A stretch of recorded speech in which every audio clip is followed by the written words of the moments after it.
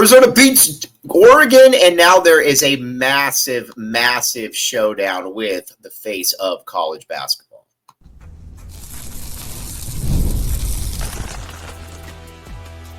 You are Locked On Wildcats, your daily podcast on the Arizona Wildcats. Part of the Locked On Podcast Network, your team every day.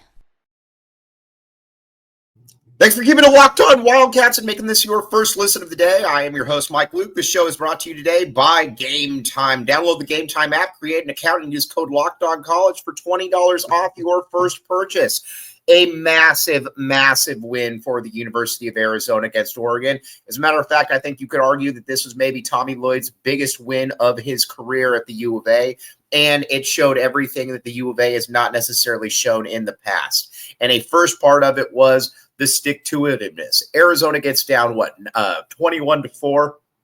Oregon's making everything in the books, and you're thinking to yourself, all right, well, there's going to be another long one. We get to talk about another disappointing game by the University of Arizona, and the exact opposite happens. Arizona settled down. Not only did Arizona settle down, they were able to take the fight to the Oregon Ducks from there, and a big part of it was, and we just got to talk about this, Caleb Love. This young man has been beaten up left and right by so many segments of the fan base, and he takes it in stride. He doesn't say anything. He just continues to fight. He was amazing in this game, and he basically everything that Arizona needed from him, he continued, he provided, whether it was floaters, whether it was three-point shots, you name it, he did it. And he was just, like I said, he was just amazing throughout this game. The other thing too about Caleb is that he wanted this, is that, whether it was clutch free throws, whether it was,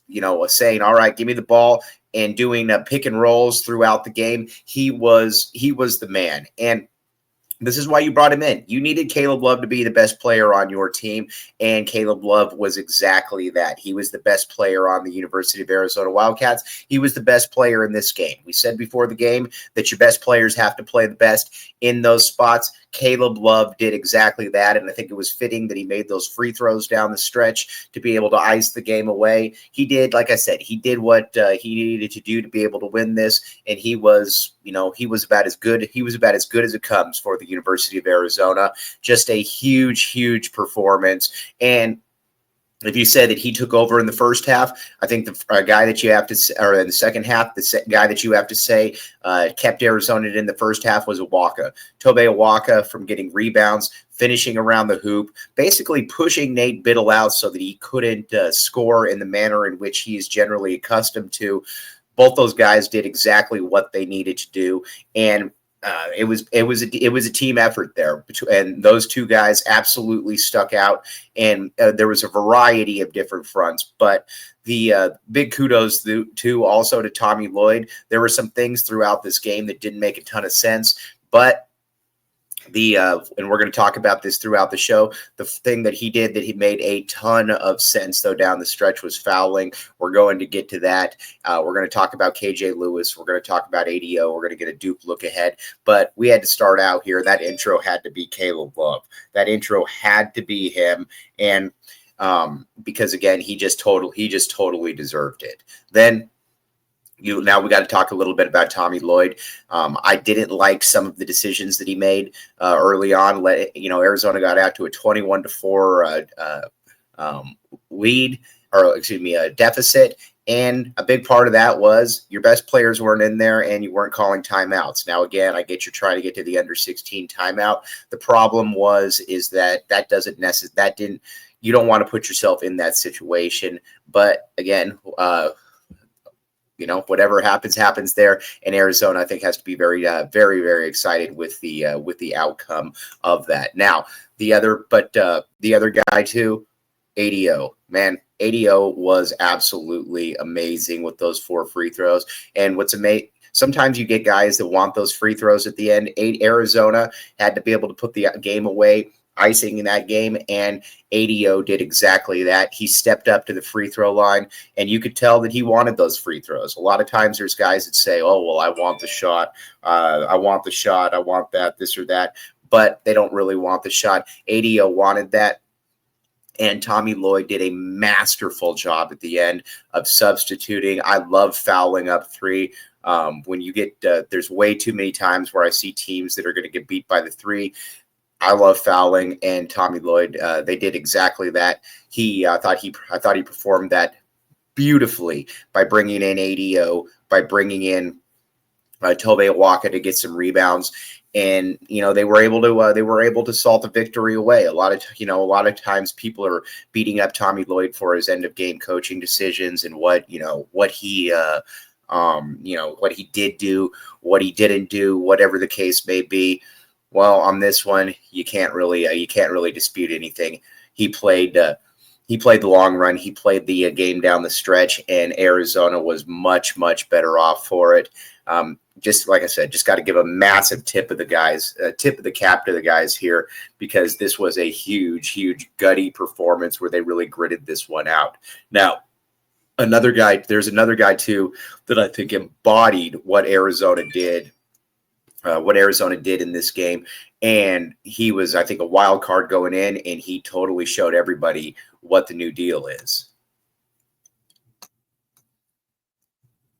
But first, 5-hour energy, my friends, 5-hour energy. Daylight savings time snuck up on you, and if you're feeling that lost hour of sleep, 5-hour energy has your back. The extra sunshine means more time for fun, but sometimes you need a little more stuff to power through.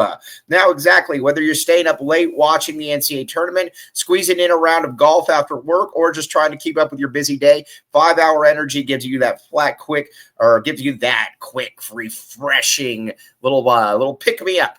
Again, 5-hour energy. The other thing too, head to 5hourenergy.com and find over 15 flavors. Again, you can find stuff that fits what you are looking for, and choose from watermelon, blueberry, raspberry, and peach mango. You can even build your own 12-pack or 24-pack delivered right to your door. Need one now? Grab a 5-hour energy shot at your local grocery or convenience store. They're everywhere. Stock up today and stay energized. Again, 5-hour energy. Get a little bit of that boost throughout the day.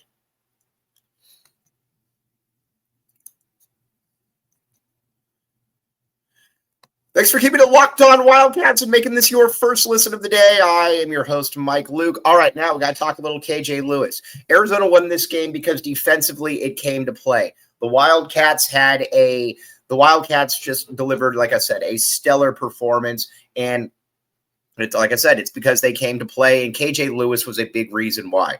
KJ Lewis is another one. He's got some flaws. There's no doubt about it. You watch KJ Lewis, and there's some head-scratching plays like with the dunk, but at the end of the day, he brings winning energy to the basketball court, whether that's defensively. You look at a TJ Bamba. TJ Bamba tried to come down and basically push him around and bully him at the end, and KJ Lewis was too strong for it. He wasn't going to have it, said not on my watch, and again, it didn't happen on his watch. But Lewis did exactly what Arizona needed him to do in this game, and he attacked the basket. He made a big three too, and free throws were good. And like I said, he was the one guy on the team that could really provide that defense against TJ Bamba. Nobody else really had that kind of size and girth and strength to be able to go against him. And guess what? He did just that. It was like I said, it was a masterful performance by the young man, and he did it.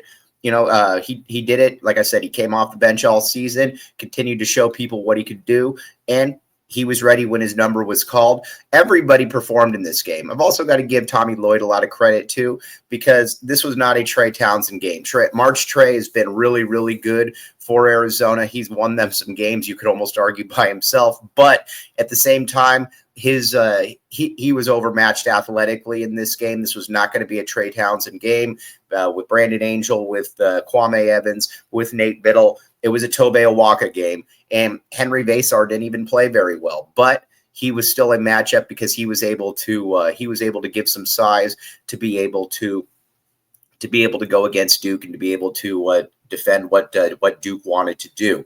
But he was, like I said, Vasar was massive as well, and this team is it's a collection of its parts. Some players are going to be better. Some players are going to have their good games. Some players are going to have their off games. But at the same time, you watch them, though, and this was a team that was ready to rock and roll. And a big reason why, though, is that everybody understood their roles. Trey Townsend, much to his credit, understood. And I'm sure that Tommy Lloyd, talked with him that, there's going to be some games where we really need you, some games where we don't. This was one of those games. And it was just a team performance because Oregon played good basketball. But if you watch the game, you also kind of came away from the game thinking that Arizona is a little bit better than them. I mean, that's certainly what I came away from thinking, is that while Oregon was a very good basketball team, Arizona was just better. It was a tougher matchup, and you could kind of see why the line was in the manner in which it was. Now, the face of college basketball awaits. The best team in the country awaits. What are the initial thoughts on something that might be able to steer Arizona towards victory? But first, game time, my friend. Game time. Here's the deal. Imagine watching your favorite team live, the energy of the crowd, and witnessing unforgettable moments. There's nothing like game time in person. Getting tickets shouldn't be stressful. That's where Game Time comes in, and Game Time can help you, making it easier than ever to grab last-minute seats at affordable prices. Now, Game Time picks. Here's the deal here. Very, very fun. If you curation makes it easier to find better value for tickets to sports. You can get easy ticket shopping. I just checked in on the Game Time app, and there are amazing deals on huge matchups coming up. That's what's so cool about it. You got super deals, the lowest price guaranteed, peace of mind with seat views before you buy, no surprise fees or anything like that. That's another great thing about it, and price guaranteed. Here's the deal. Take the guesswork out of buying tickets with Game Time. Download the Game Time app, create an account, and use code LOCKEDONCollege for $20 off your first purchase. That's LOCKEDONCollege for $20 off. Download Game Time, last-minute tickets, lowest prices guaranteed.